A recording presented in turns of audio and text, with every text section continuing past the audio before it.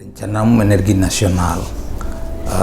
Sebetulnya RUEN ini adalah merupakan turunan atau implementasi dari kebijakan energi nasional.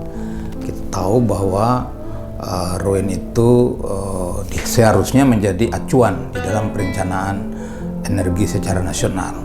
Di daerah kita mengenal namanya RUET. Nah, antara RUEN dan RUET ini harusnya sinkron. Nah, kita paham bahwa memang daerah memiliki kewenangan yang terbatas dalam hal pengolahan energi terutama. Tetapi paling tidak market energi itu sebetulnya ya di daerah, tetapi juga potensi juga demikian. Oleh karena itu diharapkan adanya sinergitas antara RUEN dan RUET. Begini, kalau saya berbicara atas nama akademisi tentu juga harapannya bahwa juga kepada kalangan akademisi terutama.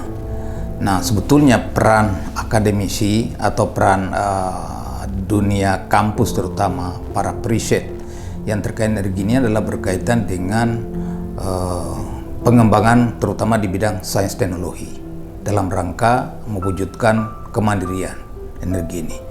Apa yang maksud kemandirian itu adalah kita berangkat dari potensi sumber daya yang kita miliki sendiri. Jadi kita terlepas dari ketergantungan.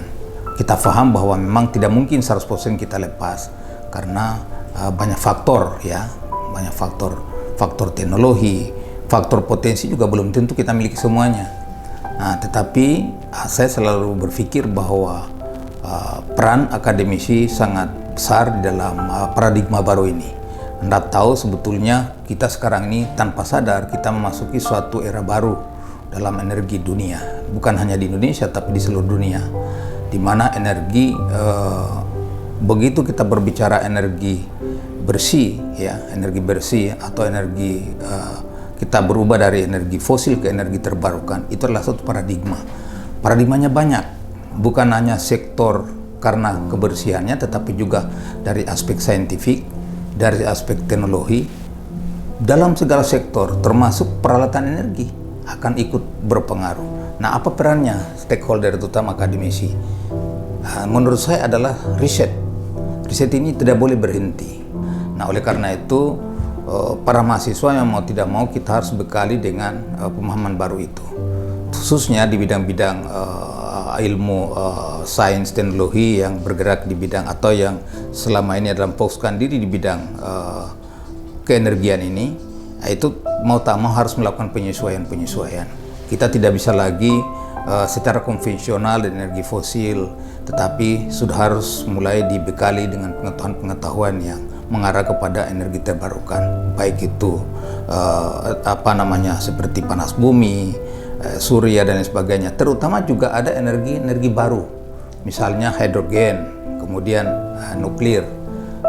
Itu semua adalah paradigma baru. Jadi skill teknologi ya, bahkan juga persepsi harus dirubah.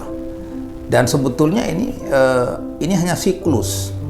Anda tahu kita sekarang ini mengarah kepada energi hijau. Sebetulnya dahulu nenek moyang kita justru dulu mungkin lebih maju, hanya paradigma waktu itu berbeda.